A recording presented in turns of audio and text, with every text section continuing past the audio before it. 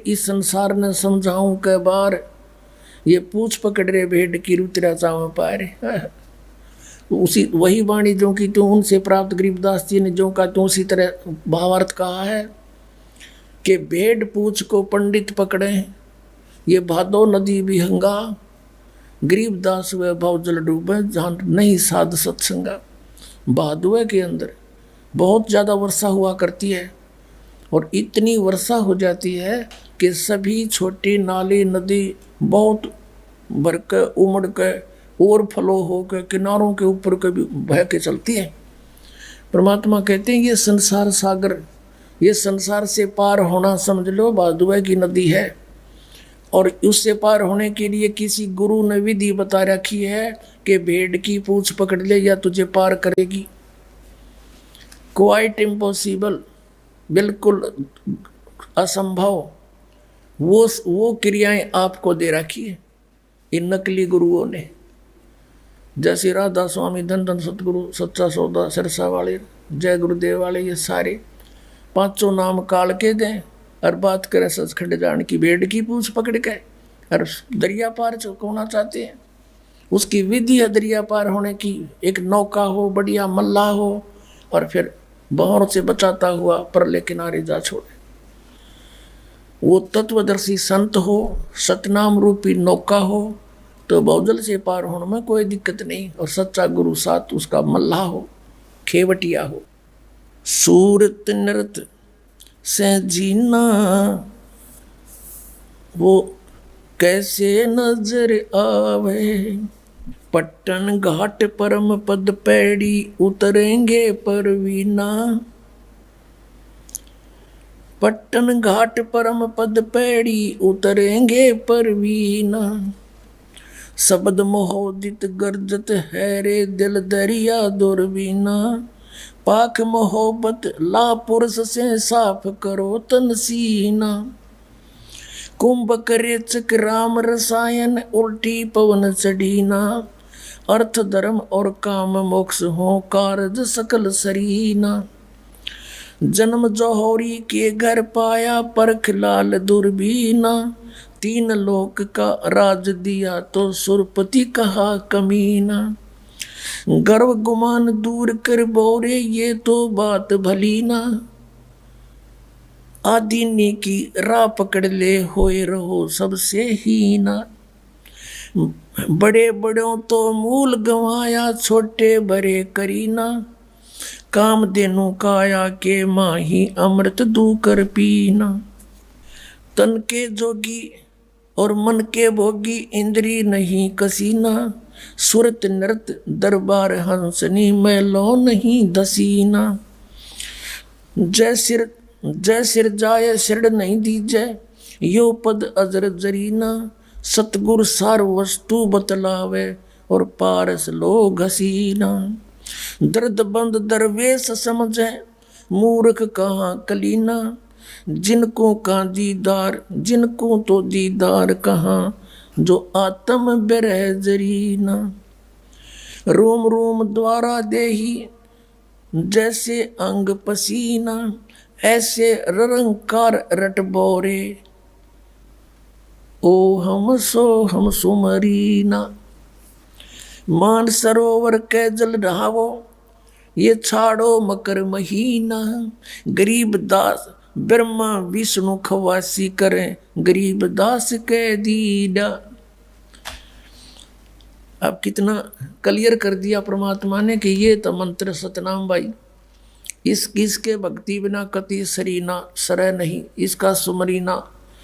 और कहते हैं उस सतपुरुष के घर पर ये ब्रह्मा विष्णु करें चाकरी नौकर गरीबदास कह दीना। हमने कह दी साची बात। गगन मंडल में गुमट है रंग होरी हो। जहाँ श्वेत ध्वजा फर्राही राम रंग होरी हो। आदरणीय गरीबदास साहिब जी बताते हैं हम कौन सी होली खेलते हैं भाई। गगन मंडल में गुमट है रंग होरी हो। जहाँ श्वेत ध्वजा फर्रावे राम रंग होरी हो। सतलोक में अरसकुर पर श्वेत गुमट है जहाँ सतगुरु का डेरा।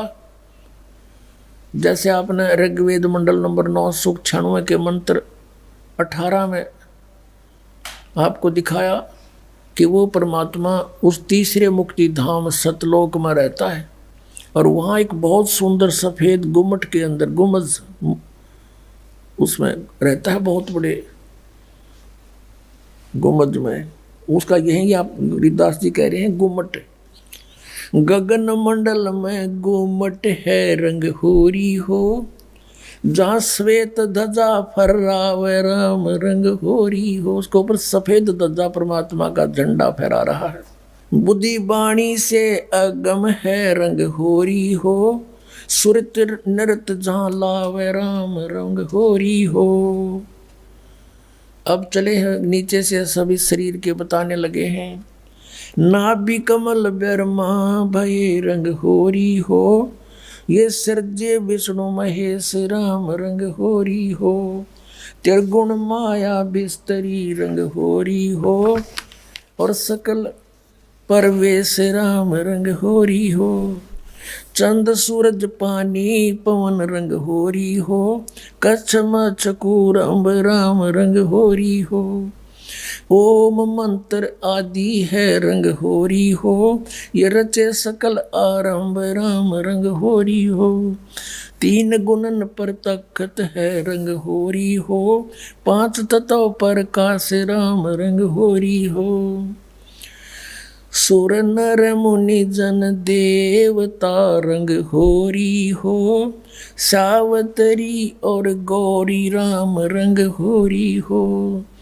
लक्ष्मी विष्णु के संग है रंग होरी हो, कमलापति में बवर राम रंग होरी हो। किन्नर भूत पिशाच है रंग होरी हो, दान्य अंत अपार राम रंग होरी हो। राक्षस का रासा कहूँ रंग होरी हो, रचे सकल परिवार राम रंग होरी हो।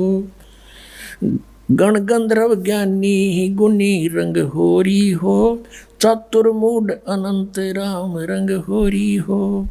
ओम नाद अगाध है रंग होरी हो, अजब नवेला कंत राम रंग होरी हो। 184 जाति है रंग होरी हो, ये 4 खानी के जीव राम रंग होरी हो। अंड्रज जेरज उद बुदा रंग होरी हो, श्वेत खान रचि पीवे राम रंग होरी हो। अब क्या बता रहे हैं गरीबदास साहिब जी कि ये सभी राम नाम की होरी यानी भगवान को पाने की ट्राई कर रहे हैं। सावित्री, ब्रह्मा, विष्णु, कृष्ण जी, शंकर भगवान और सभी देवता, ये सभी मालिक को चाह रहे हैं, पर इनको रास्ता ठीक मिला नहीं।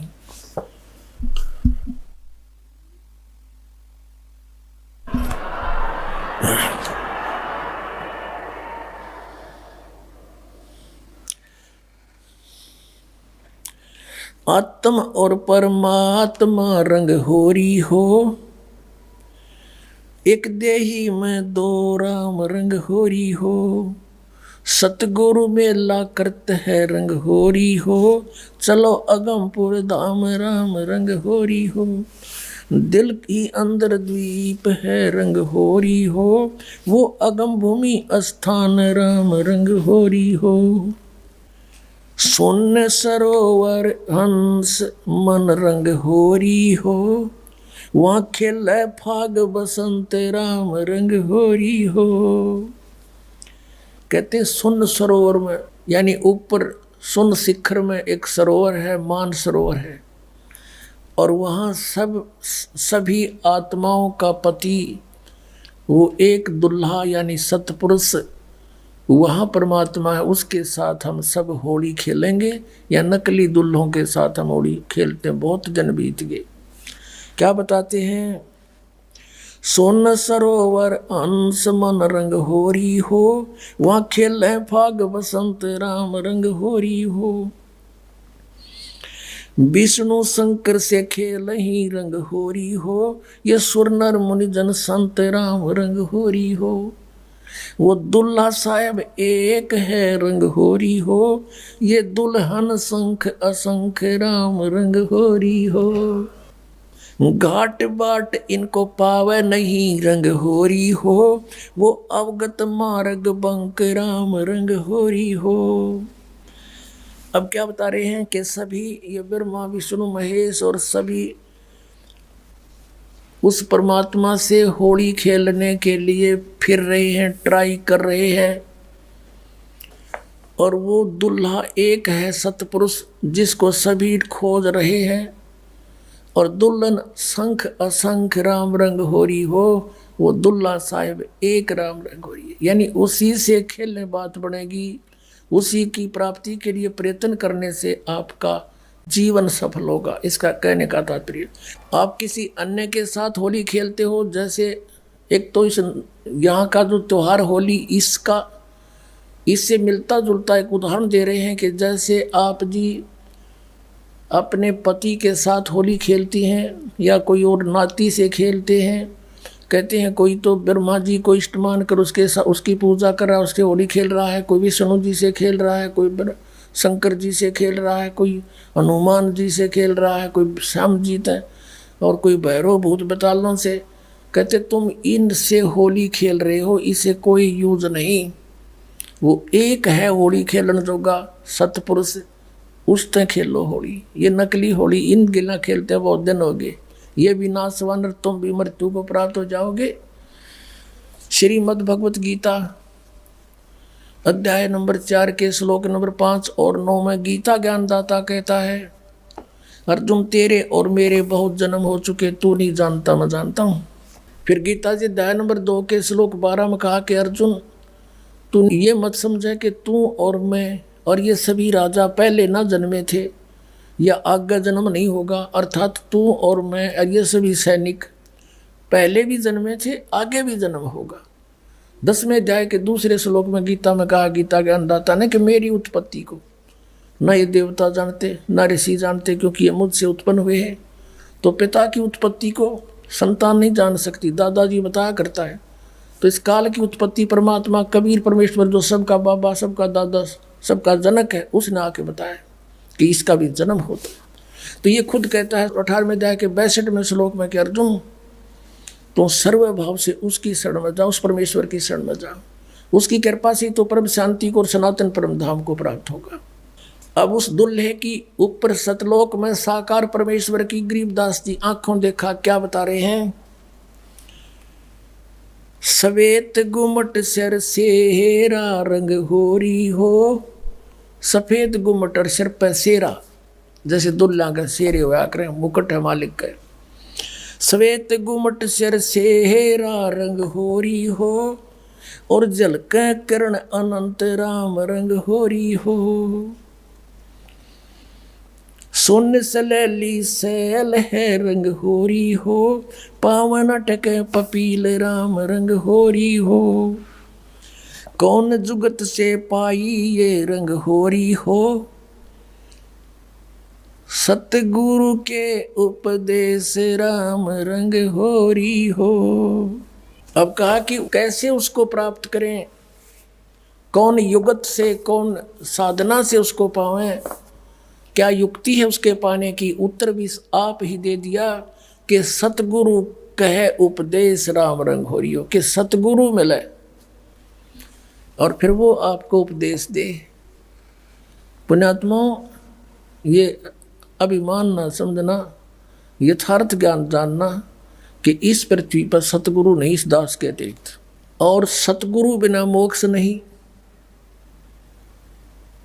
अब ये झूठे गुरु भी हैं और ये अपने आप को सतगुरु भी कहलाते हैं। तो सतगुरु के कहने से, फीत लगाने से सतगुरु नहीं होते। जैसे कबीर परमेश्वर कहते हैं, खरना हो के हरि कबहू सिंह की खाल उड़ाए। यदि गधे ने शेर की खाल उड़ा दे, वो शेर नहीं बन सकता, शेर जैसा जरूर दिखाई देता है। एक कुम्हार शरारती सा था, उसने किता एक शेर मरा पा गया, उसकी खाल उतार ली, अपने गधे पर डाल दे और खेतों में छोड़ दे। खेतों में रखवाले रहते थे फसल के। वह चांदनी रात में उन्हें देखा कि भाई कौन आ गया। पहले से सोचा कोई पशु आ गया, चल लठ लेकर गए। इतनी दूर से देखा चांदनी में शेर है भाई, सारे ने डांक ठोक दी, भाग गए गाँव में। अब वो छक्के खा के खेती अपने सामने वो सुबह सुबह वक्त से कुमार फिर आके ले जाए उसने। ऐसे कई दिन बीत गए, बहुत सा नुकसान भी हो गया। तो वो कहने लगे, अब गांव में चर्चा चली, आसपास के गांव में भी चर्चा गई कि भाई एक शेर आवे है, खेती घना नुकसान करे। और तो एक कुम्हार ने सुन ली। उसने सोचा भाई शेर खेती तो नहीं खा सकता, फसल तो खाता ही नहीं वो। फिर वो समझ गया कोई कुम्हार की जालसाजी है। उसने कहा भाई उस शेर को की पहचान तो मैं करवा दूंगा। तो गांव वाले बोले भाई कैसे, कि मेरे साथ चलो। रखवाले बोले ना भाई, रात के समय हम नहीं जाओ। उसने उनको समझाया बुझा कि तुम वृक्षों पर चढ़ जाइयो और मैं भी तेरे साथ चढ़ जाऊंगा, कुछ लीला करना चाहूँ, मेरी सहयोग दो। चल भाई। वो अपने 5-4 गधे आके ले गया उड़े और वो छोड़ दिए फसल तो बाहर बनी में थोड़ी सी दूरी पे। और वो चढ़ गए वृक्षों पर। अब उसको भी डाउट था कि सचमुच शेर हो। तो थोड़ी सी देर में वो शेर आ गया। सब लोगों को देखो वो आ गया, वो आ गया। वो खाने लग रहा, खेती फसल खाने लग गया। अब थोड़ी सी देर में वो गधे जो थे उन्होंने बड़े सुर अपने लागे, हर हर कर हो। तो उधर से वो शेर कभी उठी कोकू की, वो भी ला गया वहाँ से होचू करता उड़े आ दिया। और वह खाल खोल उतर गई, पड़ गई कितना हो भाईचारा में आके खड़ा हो गया। तब वो उनकी मच्छी बदी कुमार ने तो पहचान दिया प्रति सागी गदाए है। नीचे उतर का आया, नो बोला यो रहा थारा शेर भाई। फिर वो जिस कुमार का गधा था उसको फिर पंचायत ने दंड लगाया, वेतन या के सोची नालायक, कितना नुकसान कर दिया, तू ले लेता थोड़ा बहुत तोड़ा इसकी खातर, घूस ले लेता हमारे से चारा। तो कहने का भाव ये है कि गधे और शेर का बोली तो मेरा पटेगा। सतगुरु का पता नकली और असली का इस ज्ञान से पता चलेगा। ये बोली है, बोली से पता चलेगा कौन सतगुरु है, कौन सतगुरु नहीं है, कौन नकली है, कौन असली है। अब क्या बताते हैं, खेचरी भूचरी चाचरी रंग होरी हो, खेचरी भूचरी चाचरी रंग होरी हो, और अकल अगोचर जान राम रंग होरी हो, उन मनी घर आसन करो रंग होरी हो, ओ पावे पद निर्वाण राम रंग होरी हो, 12 दल में बैठिए रंग होरी हो, उल्टा नाभ समो राम रंग होरी हो, तिरकुटी भंवर गुंजार ही रंग होरी हो, और स्वर्ण कलश को बह रंग होरी हो, अमृत धारा बरस ही रंग होरी हो, ये पीव संत सुजान राम रंग होरी हो। फिर क्या बताते, नाम की सरवर ए नहीं रंग होरी हो, होता मूल उचार राम रंग होरी हो। कहते हैं कि ये चाचरी भूचरी खेचरी उन्मनी इनसे मालिक प्राप्ति नहीं है, नाम की सरवर है नहीं रंग होरी हो, यानी नाम की बराबरी कुछ नहीं कर सकता नाम से जो लाभ होगा। नाम की सरवर है नहीं रंग होरी हो, होता मूल उचार राम रंग होरी हो, यानी जिसके पास वो मूल मंत्र है, मूल ज्ञान है, मूल नाम है, उससे लाभ होगा। फिर बताते हैं, काल कर्म का नाश कर रंग होरी हो, अजप्पा जाप जपै राम रंग होरी हो। अजप्पा श्वास उश्वास से, पान अपान में भेव राम रंग होरी हो, तन मन की जपेस राम रंग होरी हो, श्वासा सुमरण कीजिए रंग होरी हो, ऐसे हो परवेश राम रंग होरी हो। कहते श्वासा सिमरण कीजिए, श्वास उश्वास से सिमरण कीजिए, ऐसे प्रवेश होगा उस महल में जहाँ सब सखियों का दुल्हा रहता है। श्वासा सुमरण कीजिए रंग होरी हो, ऐसे हो परवेश राम रंग होरी हो। नाम की सरवर है नहीं रंग होरी हो, होता मूल उचार राम रंग होरी हो। काल कर्म का नाश करे रंग होरी हो, अजप्पा जाप जपंते राम रंग होरी हो। ओम सोम नाद भरे रंग होरी हो, ये परख नवेला कंत राम रंग होरी हो। ये सतनाम बताया है कि इससे उस नाम के द्वारा श्वास उश्वास के सिमरण जप्पा जाप से उस सतलोक में जाया जाएगा। मन राजा खेलन चला रंग होरी ओ, त्रिवेणी के तीर राम रंग होरी हो। मन राजा खेलन चला रंग होरी हो, पर पटन की सैल राम रंग होरी हो। पावन टके पपील के रंग होरी हो, ये पंडित लादे बैल राम रंग होरी हो। जावा महल कबीर का रंग होरी हो, राई ना ठहराव राम रंग होरी हो। चार वेद पंडित पढ़ा रंग होरी हो, ये 52 अक्षर लेख राम रंग होरी हो। वो अक्षर याम नहीं रंग होरी हो, वो रहे सतलोक में राम राम रंग होरी हो। इसमें क्या बताया है कि इन तुम चारों वेदों में वो मंत्र नहीं है जिससे परमात्मा मिले।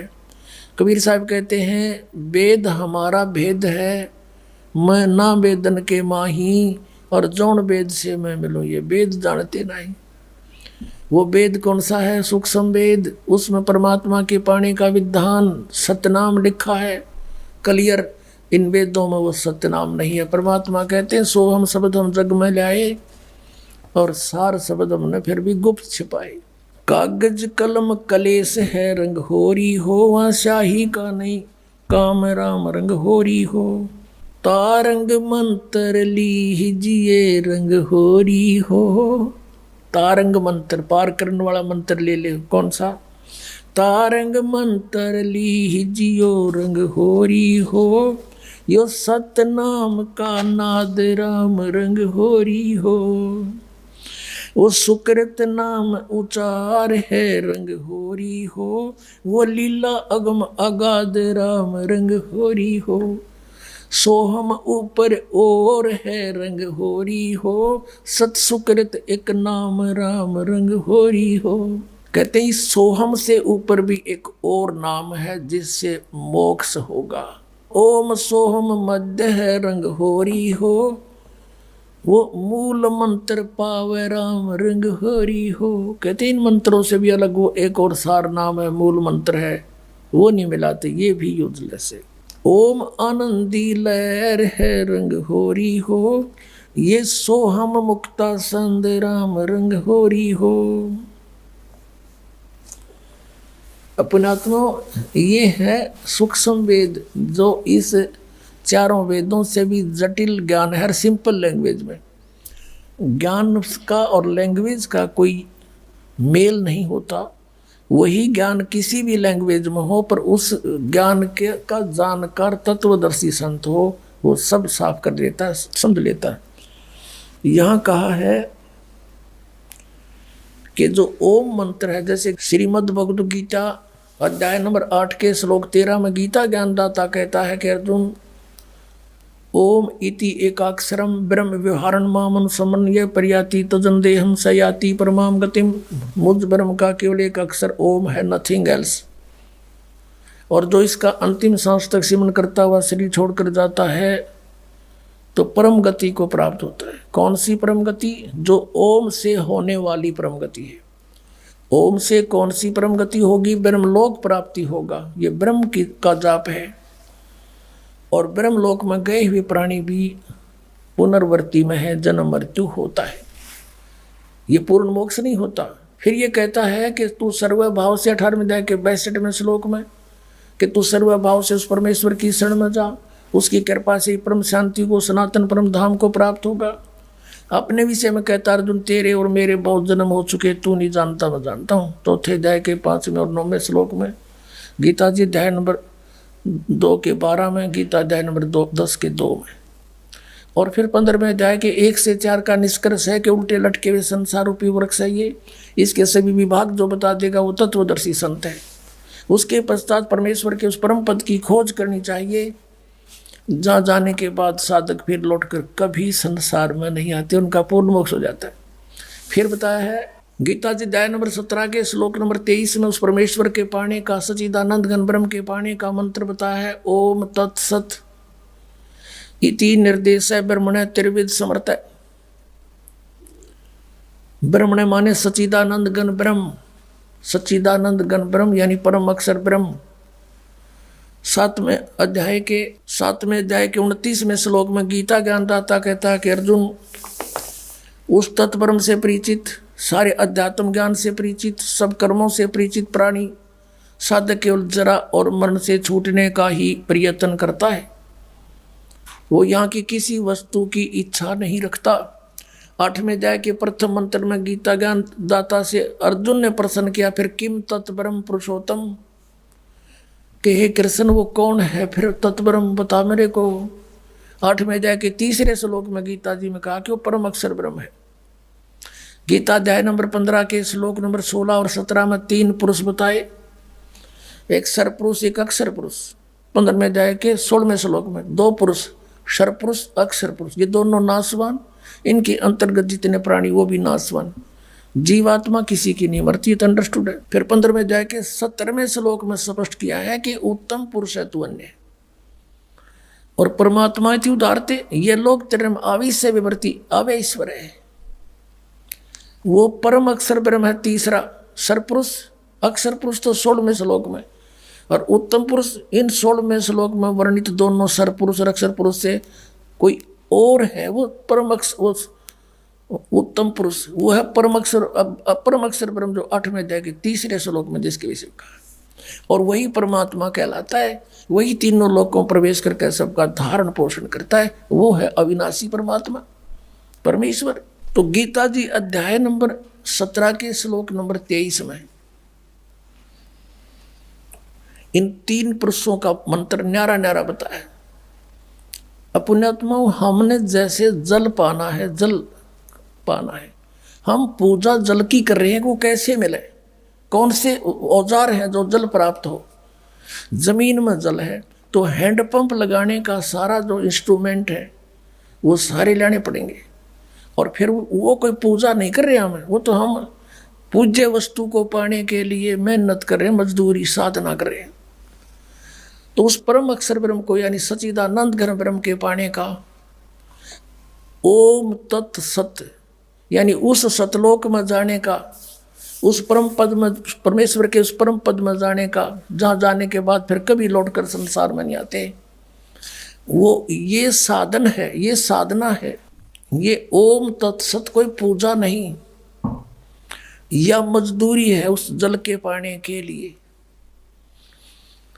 ओम ब्रह्म का, सरपुरुष का, इस ओम नाम के जाप से 18वें अध्याय के 66वें श्लोक में ये ब्रह्म गीता ज्ञानदाता श्री कृष्ण में प्रवेश करके बोल रहा है। ये कहता कि सर्वधर्मान परित्यज्यमाम एकम शरणं व्रज, मेरे सतर की जो पूजाएं हैं ब्रह्म सतर की, उनको मुझे छोड़ दे, और उस एकम माने उस सर्वशक्तिमान जिसका बराबर दूसरा नहीं है उसके पास जा, फिर मैं तुझे सब पापों को छोड़ दूंगा, मोक्ष कर दूंगा, तू चिंता ना करे। अब हमने किसी का कर्जा ले रखा, कर्जा उतरा नहीं तो उसने मजदूर बना लिए, और हमारा किसी अच्छे साहूकार से जो है ना मेल हो गया और उसने उसका कर्जा दे दिया, ले भाई छोड़ इसको, मैं ले जाता हूँ, वहाँ मजदूरी करें, तेरे वहाँ बैठा दिया पंखे के तले नीचे कलम दिवा के, ले बेटा कराड़ा बढ़िया नौकरी दोगुना दूंगा तनख्वाह तुझे, तो वो आप पे छोड़ देगा, फिर मजदूरी नहीं कराएगा, उसका पैसा मिला। तो हम ओम नाम के जाप को, ब्रह्म के जाप को, ब्रह्मलोक में नाश कराते थे इस कमाई को, और ये 500 यज्ञ जो करते थे ये भी यही उसी ब्रह्मलोक में खा लेते थे देवता बन के। तो अब हम इस ओम इन मंत्रों के प्रतिफल में कुछ नहीं लेंगे इससे, इसकी पूंजी नो की नो दे देंगे। अक पकड़े अपनी तो छोड़ मारा पीछा। 18वें अध्याय के 66वें श्लोक का ये अर्थ है कि गीता ज्ञानदाता कहता है कि मेरे सतर की सभी धार्मिक पूजाएं सर्वधर्मान परित्यज माम एकम शरणम व्रज। मेरे सतर की सब पूजा मुझे छोड़ दे, उस एक जिसके बराबर दूसरा नहीं, उस परम अक्षर ब्रह्म की शरण में जा। अरे इन्होंने व्रज माने आना कर रखा सारे अनड़िया ने, किसी ने कख का पता नहीं था, सारा सदग्रंथों का अनर्स कर डाला, भोली जनता को गुमराह कर दिया। और इंग्लिश वर्ड का अर्थ गो हो कोई, उसका अर्थ कोई कम कर दे, आना कर दे। कितनी बुद्धिमता करी उसने। वर्ज माने जैसे गो माने जाना होता है, इंग्लिश वर्ड है, और उसका किसी सेंटेंस को ना समझ के अनुवाद करता, उसका अर्थ आना करता है, तो वो महामूर्ख है। किसी भी सर्कमस्टांस में गो बीन कम आना नहीं हो सकता। अरे न कर रखा, या थोड़ी सी एक झलक दिखानी पड़ेगी। अब पता चलेगा ज्ञानी और अज्ञानी का, सतगुरु और झूठे नकली और सच्चे सतगुरु का। ये है श्रीमद् भगवत गीता। गीता प्रेस गोरखपुर से प्रकाशित, अनुवाद करता है जय दयाल गोविंद का। अब हम आपको श्रीमद् भगवत गीता अध्याय नंबर 18 का श्लोक 62 दिखाएंगे। गीता अध्याय नंबर 18 श्लोक नंबर 62 में क्या कहा है कि हे भारत, सब प्रकार से उस परमेश्वर की शरण में जा, उस परमात्मा की कृपा से ही तू परम शांति को और सनातन परम धाम को प्राप्त होगा। अब यहाँ तो ये लिख गए गच्छ माने जा, इसका सब नबेरा था गच्छ माने जाना, तो नहीं छुपा सके। आगे देखो अध्याय नंबर 18 का और श्लोक नंबर 66 देखते हैं। इसमें लिखा कि सर्वधर्मान परित्यज माम एकम शरणम व्रज। ये व्रज शब्द है। अहम तवा सर्व पापेभ्या मोक्षामि मा शुच। ये गीता ज्ञानदाता कहते। इन्होंने क्या अनुवाद किया है कि संपूर्ण धर्मों को अर्थात संपूर्ण कर्मों कर्तव्य कर्मों को मुझ में त्याग कर तू केवल एक मुझ सर्वशक्तिमान सर्वधार की शरण में व्रज माने आ जा। ये देखा बैठा बैठा रखे ने, मैं तुझे संपूर्ण पापों से मुक्त कर दूंगा, तो शोक मत कर। अब ये कह मेरी शरण में आ जा। गीता जी अध्याय नंबर 2 के और श्लोक नंबर 7 में अर्जुन तो पहले कहे मैं तो आपकी शरण में हूँ और मेरी बुद्धि इब काम करना छोड़गी। ये देखिएगा अध्याय नंबर 2 का और श्लोक नंबर ये 7 है, ये 7 नंबर श्लोक है। इसमें कहा है कि कायरता रूप दोष से अपहत हुआ स्वभाव वाला धर्म के विषय में मोहित चित्त हुआ मैं आपसे पूछता हूँ, जो साधन निश्चित कल्याणकारक हो वह मेरे लिए कहिए, क्योंकि मैं आपका शिष्य हूँ, इसलिए आपके शरण हूँ, मुझको शिक्षा दीजिए। अब ये कहे कि तू मेरी शरण में आ जा तो नहीं जची बात। अर्जुन तो पहले कहे मैं तो आपकी शरण हूँ, आपका शिष्य हूँ, मेरी बुद्धि काम नहीं करती, मेरे कल्याण में जो उचित हो वो बता दे। अब यहाँ फिर न्यू कहे कि मेरी शरण में आ जा, यानी जच्ची। और 18वें अध्याय के 62वें श्लोक में सपट कहा है कि उसकी शरण में जा। अब कोई ये कहता है इनसे कि वो भगवान श्री कृष्ण किसकी शरण में जाने को कहता है, कहता अपनी शरण में कह रहा है। इन नोटकलबाजी मार रखी थी। अब ये आपने देखा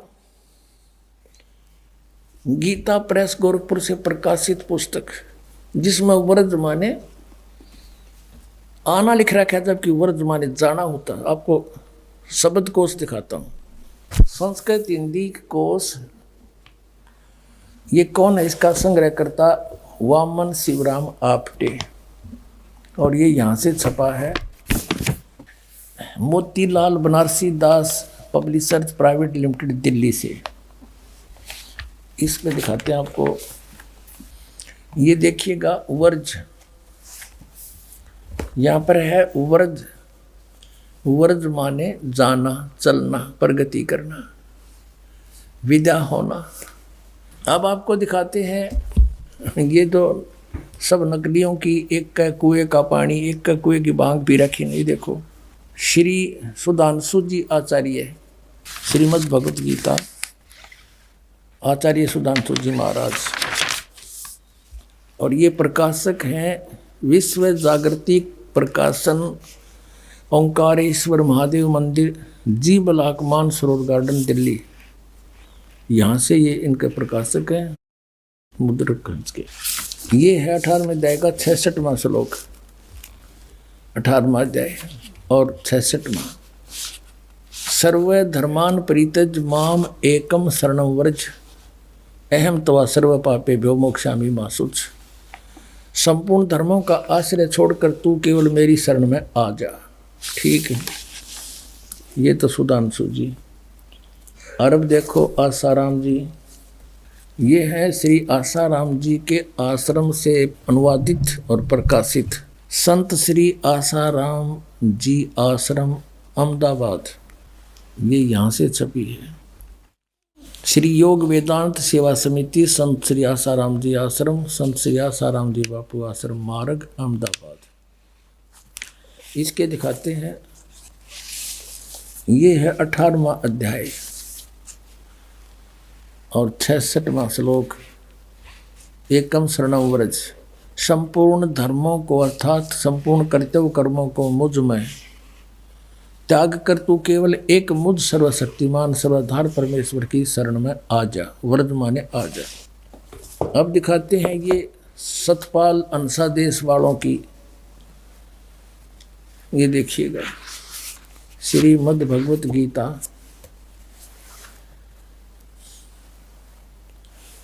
अनुवादक हैं ब्रह्मलीन महात्मा सत्यानंद, महात्मा सर्वज्ञानानंद आदि, संपादक अंसा देश, प्रकाशक मानव उत्थान सेवा समिति 2/12 पंजाबी विभाग, नई दिल्ली से।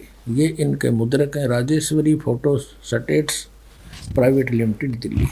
और इनका देखना, इन्हें तो कति इकट्ठा है काम कर रखा है, 3-3, 4-4 इकट्ठे के सीट रखी। ये तो सिर्फ अपनी पुस्तकें बनाकर बेचना ही उद्देश्य रखते थे। ये देखिएगा, ये है अष्टदशो अध्याय, 18वां अध्याय, और यहाँ पर है सर्व धर्मान परित्यज माम एकम शरणं व्रज, अहम तवा सर्व पापेभ्यो मोक्षामि मा शुच।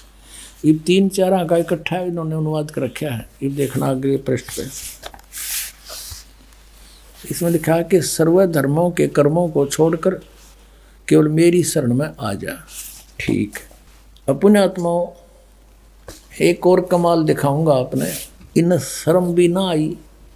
ऊपर तो लिख रहे हैं व्रज माने जाना, मीनिंग मतलब सही लिख रहे हैं, और अनुवाद में फिर घुमाना। देखो देखो कमाल की बात, चौड़े में झूठ बोल रखी ने। ये है श्रीमद् भगवत गीता यथारूप, और कहाँ से छपी है? कृष्ण कृपा मूर्ति, श्रीमद् एसी भक्ति वेदांत स्वामी प्रभुपाद, संस्थापक आचार्य अंतर्राष्ट्रीय कृष्ण भगवान अमृत संघ, एस्कॉन वाले बोल रहे हैं, एस्कॉन वाले। और इन्होंने लिखा है कि विश्व में सबसे अधिक इस संस्था की पुस्तक बिकती हैं। यह देखना, ये आपको सुना दिया। द्वारा किसके द्वारा अनुवादित है? कृष्ण कृपा श्री मूर्ति, श्रीमद् एसी भक्ति वेदांत स्वामी प्रभुपाद, संस्थापक आचार्य अंतर्राष्ट्रीय कृष्ण भगवान अमृत संघ।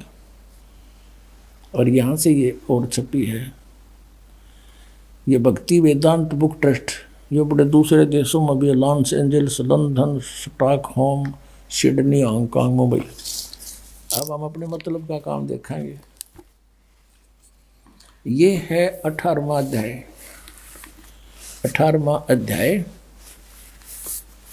और श्लोक नंबर 66, ये यहाँ से शुरू होता है। सर्व धर्मान परित्यज माम एकम शरणं व्रज, अहम तवा सर्व पापेभ्यो मोक्षामि मा शुच। इसका अनुवाद किया है यहाँ पर, हर देख कमाल कर रखे इन्होंने। ये है शब्दों के अर्थ। सर्वधर्मान समस्त प्रकार के धर्म, परित्यज माने त्याग कर, परित्यज्य माने त्याग कर, माम माने मेरी, एकम माने एक मात्र, शरणम माने शरण में, व्रज माने जाओ। ठीक है, या तो बिल्कुल सही लिखा है इन्होंने, बुद्धिमत्ता दिखाई, व्रज माने जाना, और मेरी शरण में जाओगा अर्थ क्या है। अब यहाँ देखना, ये अनुवाद है इनका, समस्त प्रकार के धर्मों का परित्याग करो और मेरी शरण में आओ।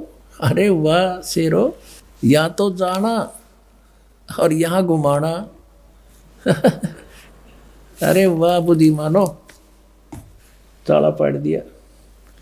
अब देखो नक्की से डले डवा रखे जनता पे भगवान, या इसी मोटी पुस्तक बना रखे गीता जी, एवढे गीता या अरे 1 घंटे का वो प्रवचन, इसके सारा निर्णय हो जाता। दास आपके समक्ष कराया रूबरू।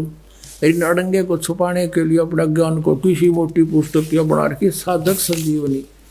और इस 18वें जाए के 66वें श्लोक को एक सीधा अर्थ जाना, इसका ना समझ माने से इसको उल्ट सुड अड़गम सड़गम कर इसके को 12 पृष्ठ पर रखें अपने अज्ञान को और ज्ञान बनाने के लिए। बता गोबर का हलवा बन सके कभी, इन तो अड़ंगा कर दिया। ऐसे बढ़िया सदग्रंथ का इन्होंने अड़ंगा कर डाला, रच करके देखिएगा। ये है साधक संजीवनी। ये किसके द्वारा है? श्री राम सुखदास, श्री राम सुखदास है इसके अनुवाद करता, जो बड़े महापुरुष माने जाते हैं। और देखना स्वामी राम सुखदास से इसके अनुवादक हैं। और कहाँ से छपी है? गीता प्रेस गोरखपुर, ये यहाँ से छपी है।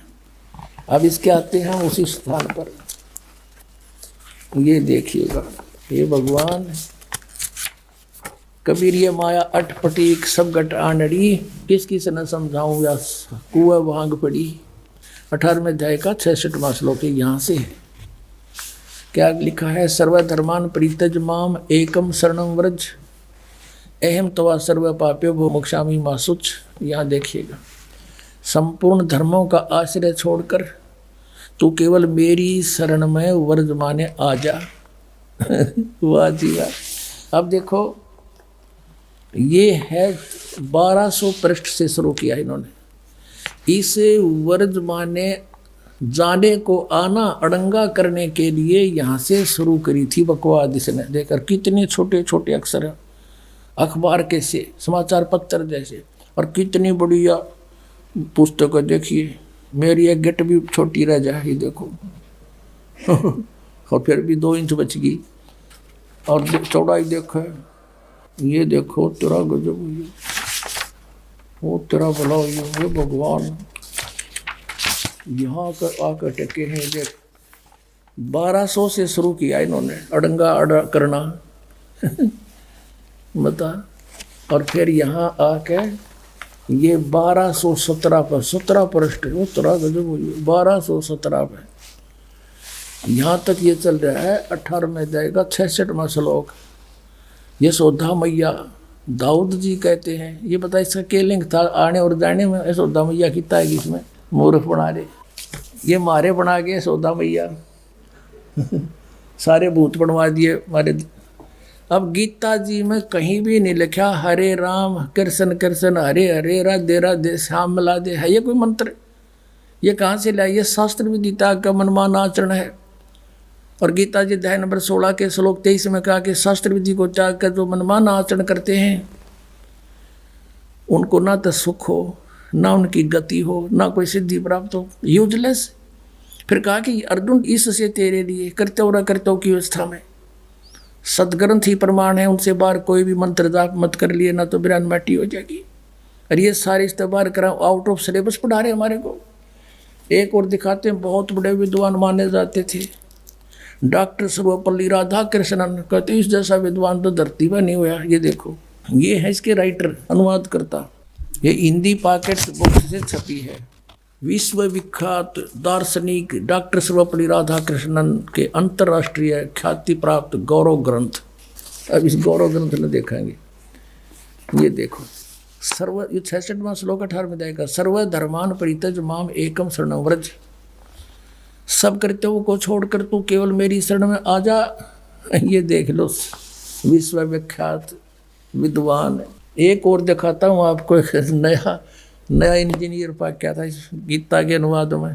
ये आर्य समाज के धुरंधर विद्वान जो महर्षि दयानंद के विचारों से प्रभावित होकर और इन किसा नाश करा देख।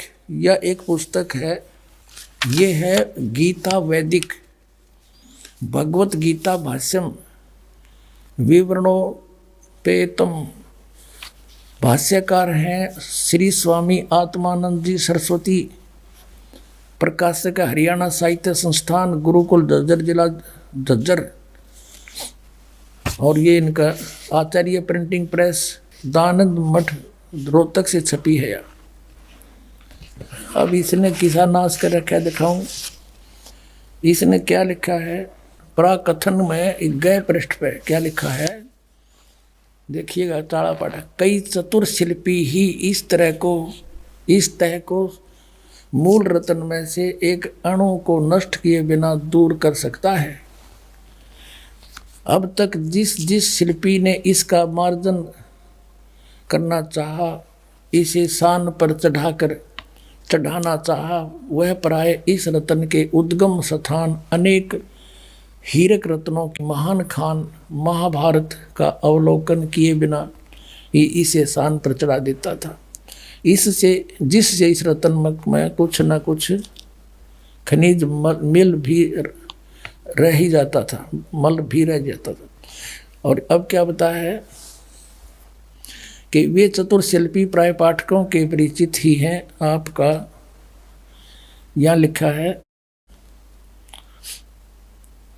अब साहित्य समाज के सौभाग्य में से इस रत्न यानी को एक चतुर शिल्पी मिला है, जो इसकी मूल खान से केवल परिचित नहीं है, अपितु वह इसका भली भांति निरीक्षण भी कर चुका है। उस शिल्पी के पुरुषार्थ से गीता रत्न बहुत कुछ अपनी वास्तविक आभा को प्राप्त कर सकता है। और कहते हैं इस शिल्पी ने शान पर चढ़ा के और इस गीता को छांटा है, यानी एक शान हो से जैसे लोहार करा करें, उस पर कोई पिना करें लोहे की घूमती हुई फिर किसी होती है, उसने घिसा के और उसका कोई औजार बनाते हैं। ये इनों का है कि इस आत्मानंद आर्य समाजी आचार्य ने गीता को सही काट छाट कर सही रत्न काट दिया। इसने 700 श्लोकों में से 200 श्लोक सेलेक्ट किए हैं। न्यू कहे ये 200 श्लोक हैं बस ये गीता में, बाकी तो रिजेक्टेड है। ये देखिए इसका अकल कहाँ तक कित रोवांगे सारे की बिजली पड़ रही है इनमें। अब ये क्या बताता है, अब थोड़ा सा हिंट दूंगा अपने में, घना तो इतना समय नहीं इनको बर्बाद करने का। ये क्या बताता है, गीता में प्रक्षेप यानी मिलावट है गीता में। यूनो का है आत्मानंद, नवम दसम एकादश और 12 अध्याय ये सारे मिलावट हैं।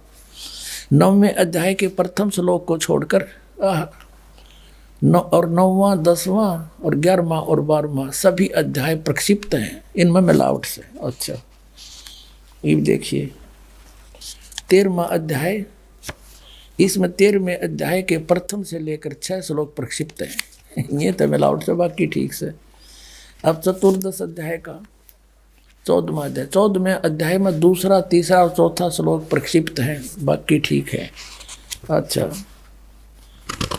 और देखिए इसमें पंचदश अध्याय, इसमें पंचदश अध्याय 15वां अध्याय सारा ही नकली है। वारे शेर, अब इसने काट कर या बना दी पहलवान ने, देख या गीता बना दी। इसने तो इसी मोटी बनाई थी या बालक पर भी ना उठे, यूं चला ठीक करने। इसने बना दिया कॉमिक्स, नौकैया ओके है। एक राजा ने मकान बनाना था, एक मंत्री की ड्यूटी ला दी वजीर की। वजीर ने बहुत बढ़िया कारीगर ढूंढा, खाती कारीगर। उससे कहा भी तो बढ़िया मकान बना दे राजा का, और ओके सामान ला दिए, पैसे की चिंता मत करना, कदे मेरा बड्डा हट मरवा दे। मिस्त्री बोला जी ठीक है। वो लिया बढ़िया अपने लकड़ी सतीर लिया, बढ़िया बढ़िया छाट कर क्या के चंदन के, एक बहुत बढ़िया सैतीर लिया था, उड्डन बीम, और अच्छा 20 फुट लंबा, 17-18 फुट लंबा, और अच्छा ऐसा मोटा, और नो बहुत सुंदर। और कड़ी वड़ी ले आया, और राज तय लाग गया चुनाई करने। उस कड़ी और सैतीर को रखवा के एक और दूसरे मकान में राजा के में मंत्री ने सोचा भाई राजा का काम है और कहीं कोई चीज त्रुटि युक्त ना हो, किसी और मिस्त्री ने कारीगर ने और दिखा लूं। पूछा भाई कोई अच्छा सा कारीगर हो, जानकार हो लकड़ी के बारे में। पता चला जी ऐसे ऐसे है, तो उसको बुलाया और कारीगर को, उसको आके देखा भी देखना ये कड़ी लाए हैं, ये सतीर लाए हैं, ओके है कि नहीं। अब उसने सोची जैत ने ओके कह दी तो उस कारीगर की महिमा बन जाएगी। नो बोला जी इस सतीर में तो बहुत नुक्स है, ये तो देख गुणिये में को नहीं, नो और नो है। अब वजीर ने सोची भाई बात बिगड़ गया तो फिर राजा डांट मारेगा। नो बोला जी इसने गुणिये में कर दे। वो रंदा ले रहा था साथ में, दे गदाएगा दे गदाएगा, एक एक इंच तार दिया चारों तरफ से। नो बोला जी देख वो चमक गया। और वजीर ने सोचा भाई जमात तो बहुत बढ़िया बन गया बीता। उसने सोची एक और ने दिखा लो कदे फिर भी चूक रहेगी वो, एक और ढूंढ लिया बढ़िया सा। उसने पूछा भाई वो सतीर ठीक है? बोला ना जी तो कति खराब है, बांगा टेढ़ा है। बोला वह कर ठीक है। अब 2-2 इंच वो उतार गया, दे गदा दे गदा। उसने सोचा भाई एक और दिखा लो, तो लग गया था। वो तीसरा बुलाया, उसने पूछा बोला जिसमें तो बहुत नुक्स है। बोला वह कर ठीक है। वो भी फंड गया, 2-2 इंच वो उतार गया। कहने का भाव ये है वह कड़ी बना के धरती सतीर की, उस पिल उड्डन बीम की कड़ी बनेगी चारों तरफ से छोल छोल के। अब उस राज ने जो लाया था खरीदवा के सारे सामान अपने हिसाब से, उसने जब छत लेवल पे पहुंच गई दीवार, तब मजदूरों से कहा भाई वो सतीर लाओ पहले उठा के। वह गए सतीर ने, बोला 8-7 जने जाओ। वो 10-12 भेजे मजदूर, वह गए। बोला मंत्री जी सतीर बता। बोला यो खड़ी उधर है भाई। उन्हें एक जना जाओ उठाए। अब वो कारीगर ने कहा सतीर नहीं लाए तुम खाली आने लाग रहे। बोला यो ले रहे। अब वो उसका जच्चा क्यों कर सतीर इतना होया करे। वो फिर वहां गया जहाँ पर रखा हुआ था, वहां देखा वो पड़ा बुरा दानेरा, वो छोड़ रहा क्या। फिर मंत्री जी से बात करी, कहने लगे जी उस सतीर का यू किसने क्या कर दिया। ने बोला रे वाह भाई वाह तू अच्छा आदमी, मन मरवा हो क्या, ये सारा बिगाड़ रखा था, ओके ओके करवा दिया। तो इस वैदिक गीता ने तो सतीर की कड़ी बना दी, ओके कर दिया यो। निरंजन धन तेरा दरबार, निरंजन धन तेरा, जहाँ पर तनिक ना न्याय विचार, जहाँ पर तनिक।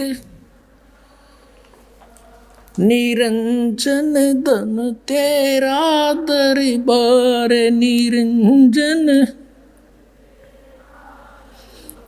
जहाँ पर तनिक ना न्याय विचार। वैसा ओढ़े मुल मुल खासा, गल मोतियों के आर। वैसा ओढ़े मुल मुल खासा, गल मोतियों के आर। पति भरता को मिले न खादी, सूखा नरस आहार। निरंजन धन तेरा दरबार, निरंजन, जहाँ पर तनिक ना न्याय विचार, जहाँ पर तनिक ना न्याय विचार। भाई पाखंडी की पूजा जग में, संत को कहें लबाड़े। पाखंडी की पूजा जग में, संत को कहें लबाड़े।